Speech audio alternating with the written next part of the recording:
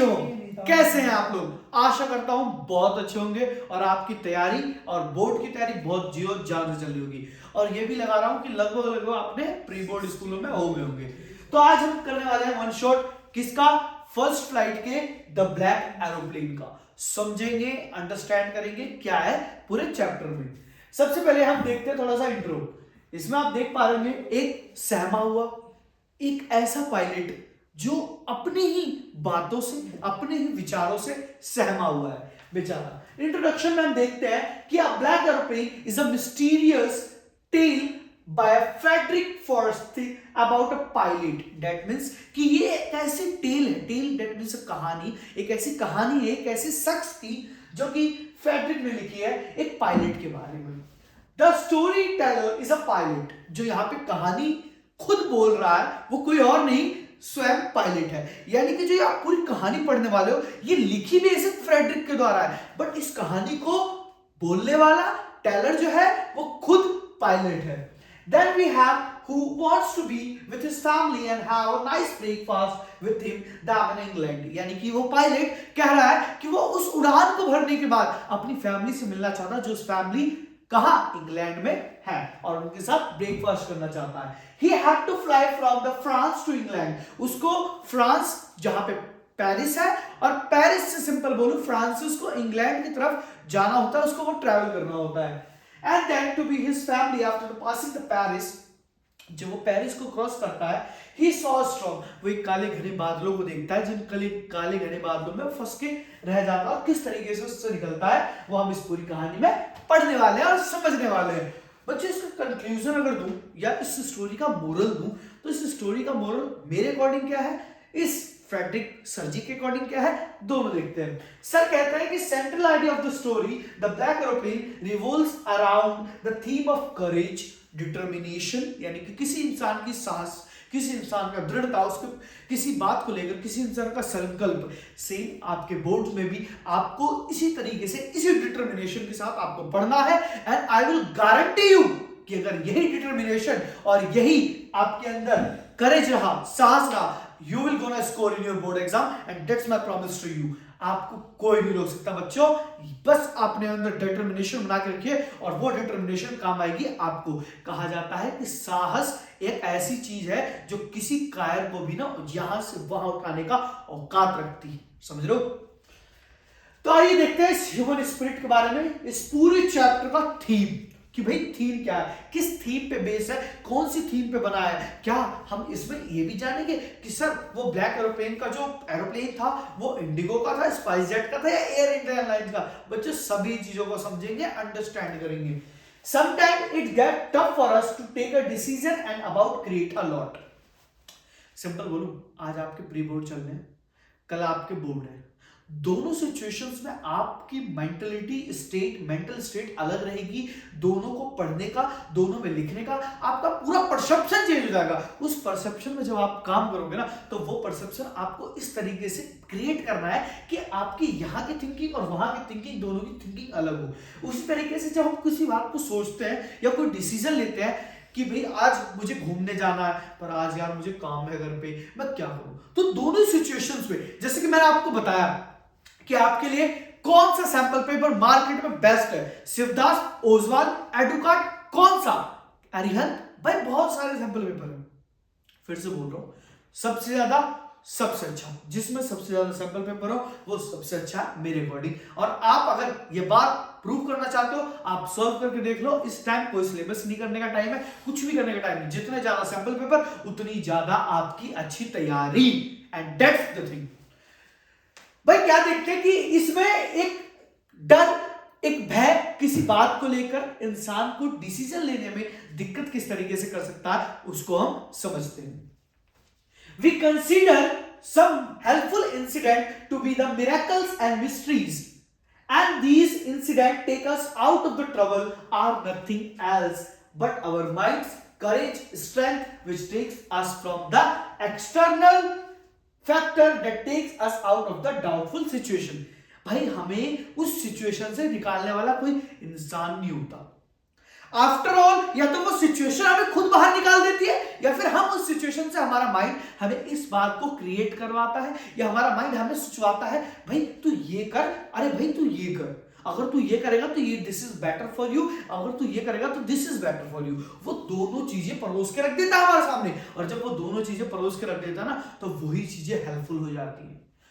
जब यहाँ पे हम इन सभी बातों को देखते हैं तो यहाँ पे हम देखते हैं कि जो पायलट था वो अपने आप को जब उस काले घने बादलों में पाता है तो वो क्या करता है, ऐसा क्या करता है वो काले घने बादलों में कि उसकी सिचुएशन, उसका माइंडसेट उसको इस बात पे गंभीरता से सोचने पे, विचार विमर्श करने पे विमुक्त कर देता है कि भाई अब क्या करूं मैं तो फंस गया, कैसे जाऊं मैं पेरिस से इंग्लैंड, कैसे मिलूं मैं फैमिली से अपनी। वो सारी कहानी इस चैप्टर में, इस कहानी का एक फर्स्ट पार्ट है द ब्लैक एरोप्लेन, दूसरा पार्ट जो है द फर्स्ट फ्लाइट, जिसका नाम है वो की फर्स्ट फ्लाइट बुक पे ही है। वो सीगल की कहानी, बड़ी प्यारी सी कहानी, आपको बड़े अच्छे सुनाएंगे और कोशिश करेंगे इसके बाद वही वीडियो लेके आएंगे।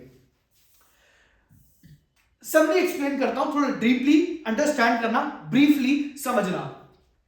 The black aeroplane is about a pilot who feels happy and contented to fly over the city that is sleeping at night time. That means कि एक ऐसे पायलट की कहानी जो अपने परिवार से मिलना चाहता हो। भाई हम भी जब गांव घर में रहते हैं, कहीं दूर कस्बे में रहते हैं, या पढ़ाई के लिए या नौकरी के लिए कहीं चले जाते हैं ना, तो हमें भी अपने घर की, हमें भी अपने मम्मी पापा की याद आती है, अरे यार फेस्टिवल वहां मनाना। अपने फैमिली की याद आती है, जिनके बच्चे हैं अरे बच्चों के साथ मनाना, बच्चों को लेके जाना है, जिनकी वाइफ है। आप हैं, आप बोर्ड के लिए, आप नीट जेई के लिए, हो सकता है अपने घर परिवार से दूर हो, तो उन घर परिवार से जहां से आप दूर है ना, तो आपको क्या फीलिंग आती है, उसी तरीके से इस ब्लैक एरोप्लेन के पायलट को भी फीलिंग आ रही थी। और उन्हीं सब चीजों को जब हम देख के समझते हैं बच्चों, तो हम ये देखते हैं कि ये बंदा पेरिस से लंदन की तरफ जाता है व्हाइल टेकिंग हिज फ्लाइट, पहली फ्लाइट के दौरान, मतलब उसकी जो उस दिन जो फ्लाइट थी, वो बोल रहा था पेरिस से मुझे लंदन जाना, वो उसकी पहली फ्लाइट थी उस दिन, पूरे लाइफ टाइम की पहली फ्लाइट थी, उस दिन की पहली flight. And he dreams about the long holiday with his family, और वो सोचता है कि उस दिन की मतलब काफी दिनों के बाद वो हॉलिडे को सेलिब्रेट करने वाला होता है। He also fantasizes about the scrumptious breakfast he would have on landing, यानी कि वो सोचता है जब वो लैंड करेगा तो अपनी फैमिली के साथ ब्रेकफास्ट करेगा, and they have some breakfast with them, their family. And after that we see that there was a sign upon the upcoming storm, और फिर जैसे वो देखता है कि भाई उसको तो ये मन में अभी ये सब चीजें सोच ही रहा होता है, तभी उसके सामने काला घना बादल स्टॉर्म बनके, तूफान बनके उसके सामने आ मंडराता है, और आ मंडराता वो देख के वो right decision would have been turn back to Paris for the sake of the safety. वो ही सोचता है, उसके मन में विचार आता है कि ये जो ब्लैक एरोप्लेन है मेरा, इसको मैं वापस लेके चला जाऊं, कहां, पेरिस की तरफ, ताकि मैं सेफ हो जाऊं, बच जाऊं। पर उसके मन में दूसरा डिसीजन था, यार फैमिली के पास जा रहा हूं, काफी दिनों बाद जा रहा हूं, कैसे मिलूंगा फैमिली के साथ, मैंने डिनर करने के लिए सोचा था, लंच करने के लिए सोचा था, ब्रेकफास्ट करने के लिए सोचा था, कैसे करूंगा। वो परिवार, वो फैमिली, वो उसको उधर याद आ रही थी, इधर उसको अपनी सेफ्टी और प्लेन की सेफ्टी भी याद आ रही थी। उसके पास इतना पर्याप्त फ्यूल नहीं था कि वो वापस जाके फिर से वापस आ सके, वो क्या करे क्या नहीं, उसके मन में कुछ चल नहीं रहा था, वो सोच नहीं पा रहा था। और जब इन्हीं सब चीजों के बीच में वो देखता है कि but he is overshadowed by his dream not wanting to delay them, और वो अपने इस पूरे सपने को जो इतने दिन से संजो के रख रहा था ना, परिवार के पास जाना, परिवार से मिलना है, अब वो नहीं रोक पा रहा था अपने आप को, और उसने ठान लिया कि मुझे इन काले घने बादलों के बीच से जाना है, चाहे कुछ हो जाए, कितना भी हो जाए। उस बंदे ने रिस्क लिया, और जब रिस्क ली ना, तो भाई everything gets dark, he is unable to see all his direction instrument stop functioning, यानी कि उसके एयरप्लेन के जितने भी इंस्ट्रूमेंट थे ना, सारी मशीनरीज काम करना बंद कर चुकी थी, सारी मशीनरीज कोई काम ही नहीं कर रही थी, और कंपास ये वो डीलर कॉलर ये सब बेकार हो गए थे, उसके मतलब पूरी सिस्टम, पूरी सेटिंग बेकार हो गई थी उसके एयरप्लेन की। And the whose pilot was no more willing to rescue them, और भाई उसको समझ में नहीं आता कि मैं कैसे अपने आप को रेस्क्यू करूं, कैसे अपने आप को बचाऊं। And the panicking as there was a very less amount of fuel left, और उसके एरोप्लेन में बहुत कम जो फ्यूल था बचा था। The anonymous pilot guided them out of the storm and disappeared as soon as they light. That means इसके बाद की मैं सुनाता हूं, सुनो कि जब वो उस ब्लैक एरोप्लेन की तरफ से जब जा रहा था, काले घने बादल आए थे, तो काले घने बादल इस तरीके से आए कि भाई उन्हीं के बीच में एक एरोप्लेन, एक कहूं तो अंधेरे के बीच में एक उजाला, एक लालटेन लिया हुआ बंदा आता है, वो लालटेन लिया हुआ, एक मैं कहावत, एक अलंकार, एक फिगर ऑफ स्पीच ऐड कर रहा हूं, दैट मींस वो एक और एरोप्लेन देखता है उस घने काले बादलों में, जो उसके लिए एक लाइट का काम करता है, एक एनलाइटमेंट का काम करता है। वो उसको गाइड करता है, वो उसको दिखाता है रास्ता कि तुम ऐसे नहीं ऐसे जाओ। और जैसे ही वो लाइट में निकलता है, ये एरोप्लेन आप सजेस्ट कर लो, और जैसे ही ये लाइट में निकला, ये लाइट में निकलने के बाद यहाँ देखता है कि अरे वो मेरे पीछे जो आया था वो एरोप्लेन कहाँ गया। वो पूरे उस एरिया में ढूंढता है, but when the light comes he disappears। कौन? जो उसको गाइड किया था। कौन? जो वो पायलट दूसरा वाला।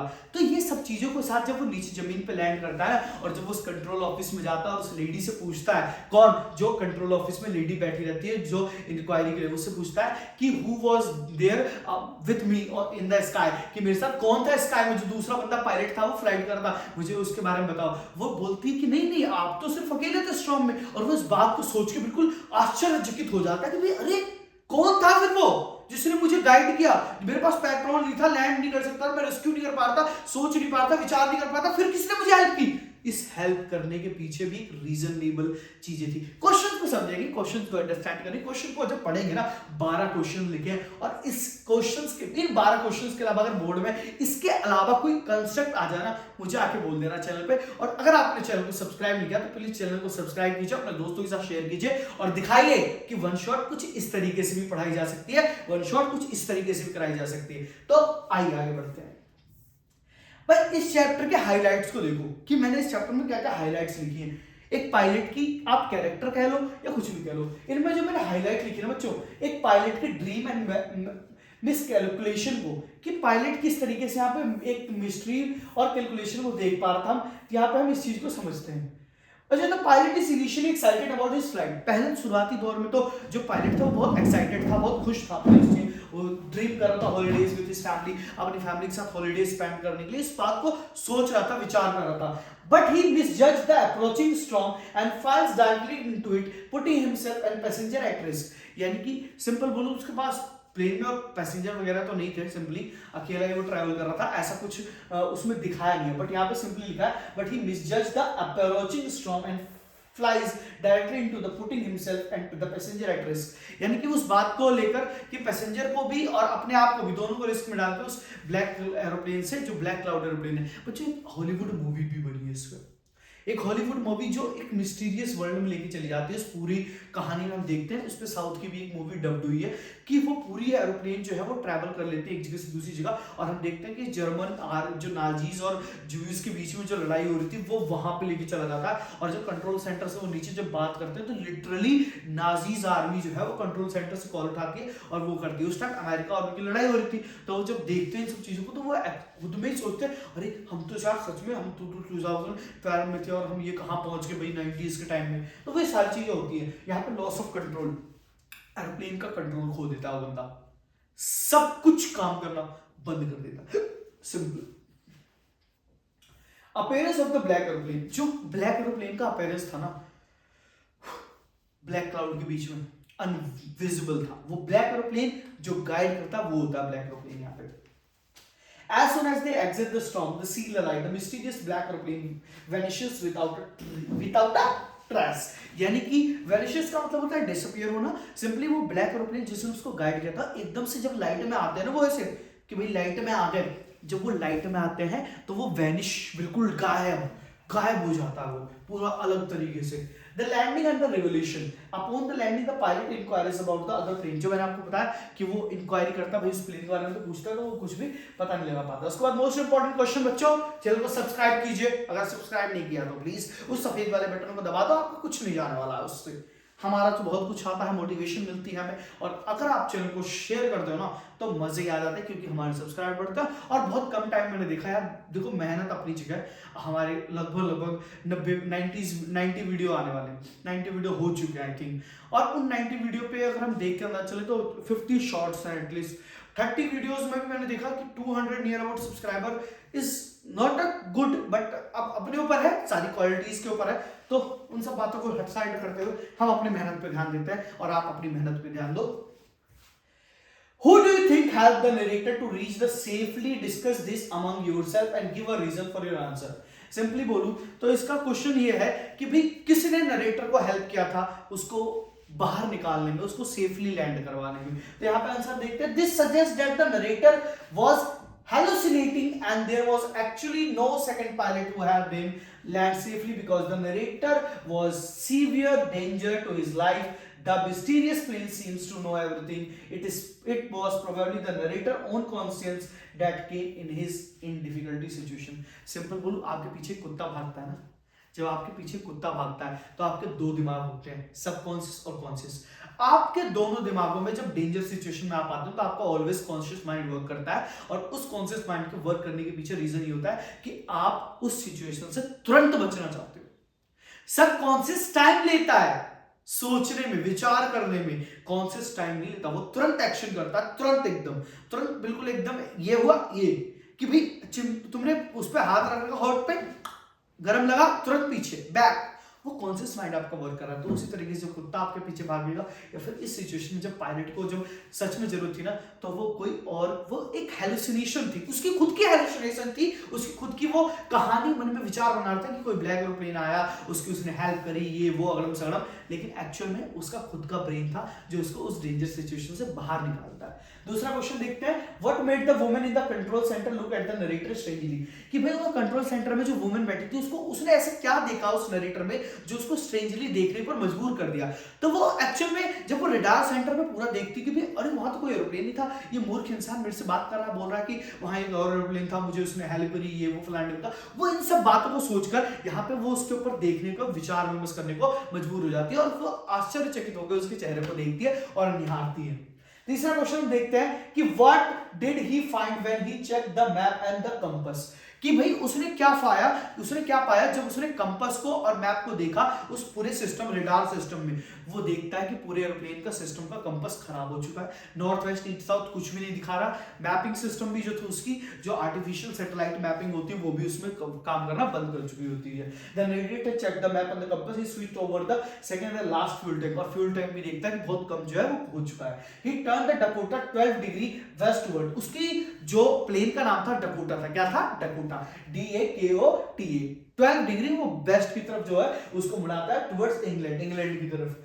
He thought that he would be in the time for breakfast, वो सोचता है कि मैं ब्रेकफास्ट के टाइम तक कम से कम पहुंच जाऊंगा। तो वो क्या करता है, ऐसे 12 डिग्री अपने एरोप्लेन को क्या करता है, 12 डिग्री ऐसे करके वेस्ट की तरफ घुमा लेता है और इंग्लैंड की तरफ। चौथा क्वेश्चन देखते हैं, describe the narrator experience as he flew the aeroplane into them, यानी कि भाई डिस्क्राइब करो नरेटर का एक्सपीरियंस किस तरीके था। Narrator saw huge black storm cloud, भाई नरेटर ने एक ब्लैक स्टॉर्म क्लाउड देखा वहां पे।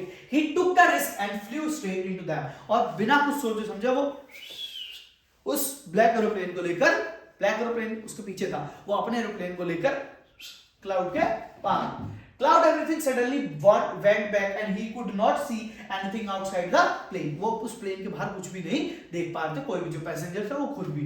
His plane was jumping and twisting in the cloud. ये सिंपली यहाँ पे एक अलंकार यूज करके बोला गया है, ऐसा कुछ होता नहीं है बेसिकली, कि भाई वो क्या उसके मन में ही चल रही थी सबकॉन्शियस माइंड में कि जो एयरप्लेन था वो ट्विस्ट कर रहा था, जंप कर रहा था, ऐसी कुछ चीजें उसके माइंड में विचार में चल रही थी, बट ऐसा कुछ भी नहीं था।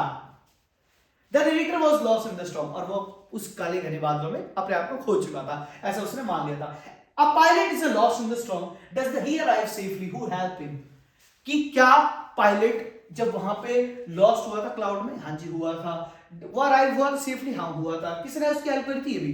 तो ये सारी बातों का आंसर यस है। The pilot arrive safely runway पे वो आराम से उतर चुका था और बड़े आराम से सेफली उसने लैंड भी करा था। He is helped by another pilot of a mysterious plane. एक ऐसे mysterious planes के द्वारा हेल्प की गई थी उसकी, न उसके बारे में ना कंट्रोल सेंटर जाता था, ना वो खुद, और ना शायद ऊपर वाला, क्योंकि वो खुद का उसका माइंड था, उसके खुद के विचार थे। जब आप क्वेश्चन में बोर्ड पेपर में जब इस बात को लिखोगे, तो अगर एक क्वेश्चन आता है तो आप इस बात को पहले अपना तर्क दोगे, अपने फैक्ट दोगे कि वो मिस्टीरियस एरोप्लेन था जो कि उसके सबकॉन्शियस माइंड में उसको खुद क्रिएट हो रहा था और उसने सारी सिचुएशन खुद बनाई थी। फिर लास्ट में आप उसके खुद के विचार रख दोगे कि वो उसके खुद के वो एरोप्लेन के विचार थे। From the beginning of the end of the lesson the black aeroplane is a mystery how, कि भाई पूरे शुरू से लेकर लास्ट तक की कहानी में किस तरीके से जो ब्लैक एरोप्लेन था वो मिस्ट्री बना रहा, और बना रहा तो क्यों और कैसे। The narrator started his journey with old Dakota. एक ओल्ड डेकोटा प्लेन के साथ वो अपनी जर्नी स्टार्ट करता है, जो पुराना प्लेन होता है। ओल्ड डेकोटा, उसका पूरा नाम होता है ओल्ड डेकोटा 088। क्या नाम रहता है बच्चों? ओल्ड डेकोटा 0, बच्चों बोलो, old Dakota 088। At that time the sky was clear, sorry it is sky not sty, यहाँ पे थोड़ी सी वो मिसप्रिंट हो गई भाई, चल देख लेना, मिसप्रिंट कर रहा हूँ, मिस टाइपिंग हो गई है। And the sky was suddenly he found himself in the middles of the black cloud, और अचानक से वो दिखता अपने आप को काले घने बादलों के बीच में। There was a zero visibility, वहां पे बिल्कुल धुंधला, बिल्कुल जीरो, अंधेरे से भी नहीं दिख रहा था बिल्कुल भी करके। And then we have the everything is black, एंड वहां पे सारी चीजें ब्लैक ब्लैक दिख रही थी। There was a zero visibility, black aeroplane help the other pilot, he safely landed at the, भाई पूरी कहानी की सारी बातें एक तरफ, सारी चीजें एक तरफ की ब्लैक एरोप्लेन ने हेल्प किया, ये हुआ वो हुआ, बस कहानी खत्म। यही मेन कहानी है कि उसके सबकॉन्शियस माइंड में किस तरीके से उसको खुद के डेंजर की सिचुएशन में निकलने के लिए सारी सिचुएशन को उसने खुद ही बना लिया और खुद ही लैंड हो गया रनवे पे। तो आइए रनवे पे लैंड होने वाले कैरेक्टर स्केच को देख ले रहे हैं नरेटर के। तो नरेटर का कैरेक्टर स्केच था बच्चों, the narrator in the black aeroplane is a professional pilot named the Frederick Forest. अब यहाँ पे अब देखो कहानी में एक ट्विस्ट है कि यहाँ पे जो ऑथर है वो फ्रेडरिक फॉरेस्ट है, जो कि आप यहाँ पे पायलट है, उसके बारे में हम देखते हैं। उसकी मैंने कुछ 5 चीजें यहाँ पे आपके सामने 4 चीजें लिखी है। ब्रेव, बड़ा बहादुर था, भाई बहादुर था तभी तो उसका सबकॉन्शियस माइंड काम किया, और उसमें बिना, क्योंकि पहले ब्लैक एरोप्लेन नहीं आया था उसको गाइड करने के लिए, उसने खुद दृढ़ किया था, उसने खुद इस बात को ठाना था, साहस करेज लाया अपने अंदर कि मैं इस ब्लैक क्लाउड में से पार हो जाऊंगा, तो उसकी ब्रेवनेस थी। He was willing to fly through the dark cloud to the sea in his family, क्योंकि अपनी फैमिली के लिए प्यार, उसके अपने परिवार के लिए प्यार जो था, परिवारवाद जिसे हम कहते हैं, उसके लिए वो आगे बढ़ चुका था। फैमिली मैन सीरीज की बात नहीं कर रहा मैं। He was looking forward to spending a time with his family, वो अपनी फैमिली के साथ क्वालिटी टाइम स्पेंड करना चाहता है, जिस तरीके से आप करना चाहते हो। ठंड में थोड़ा ज्यादा करना चाहते हो आप कम करो, आप बोर्ड में ज्यादा टाइम स्पेंड करो। Grateful, he was thankful to the pilot of the black aeroplane for saving his life, अपनी लाइफ को, अपने जीवन को बचाने के लिए उस ब्लैक एरोप्लेन वाले पायलट को थैंकफुल कहना चाहता था, पर अफसोस वो नहीं कह पाया क्योंकि वो था ही नहीं। उसके बाद lack professional ethics, he ignored his professional wisdom and didn't have enough fuel to fly around the storm cloud, यानी कि lacked professional ethics, मतलब सिंपल बोलो तो वो अपने रूल्स रेगुलेशंस भूल गया था पायलट होने के तौर पे। उसको पता था कि उसके फ्यूल बहुत कम है, फिर भी वो, सिंपल बोलो यहाँ पे सिचुएशंस है, याद हो, मेरे खुद के व्यूज हो सकते हैं, आपके व्यूज हो सकते हैं, ऑथर के व्यूज हो सकते हैं। एथिक्स की बात करें तो अगर किसी के जीवन में, किसी को जीवन को बचाने के लिए अगर एथिक्स को तोड़ा जाए, मेरे हिसाब से वो सही, रूल्स रेगुलेशन को, हाँ वो एक मर्यादा में हो तो ज्यादा बेहतर है और ज्यादा अच्छा है। इसके अकॉर्डिंग हो सकता है कि भाई rules is more important than life of someone else, तो ये तो भाई अपनी कहानी है। आइए क्वेश्चन नंबर 7 को देखते हैं। Why the black aeroplane is called the strange, क्यों ब्लैक एरोप्लेन को क्यों स्ट्रेंज कहा गया? क्योंकि शुरू से लेकर लास्ट तक की पूरी कहानी में ब्लैक एरोप्लेन को इसलिए स्ट्रेंज कहा गया क्योंकि ब्लैक एरोप्लेन एक सबकॉन्शियस माइंड में एक बनाई हुई मेटेरियलिस्टिक थिंग थी, जो कि खुद पायलट फ्रेडरिक ने बनाई थी। Because it suddenly appeared before the pilot Dakota 0088 and airplane in the dark mysterious cloud, it had no light its wings, उसकी कोई पंख नहीं पता लग रही थी, लाइट वाइट नहीं पता लग रही थी, जिसके कारण it was the flying ahead the Dakota, पूरी डकोटा के थोड़ा सा आगे चल रहा था और डिसअपीयर हो जाता जैसे वो लाइट में निकलते हैं। 8वां question, I will take the risk, what is the risk, why does the narrator take it? भाई वो बोलता है I will take it risk, मैं रिस्क लूंगा, क्या होता है रिस्क, मैं देखता हूं। एंड उसके बाद बोलता है नरेटर रिस्क को लेता है। The risk was to fly the black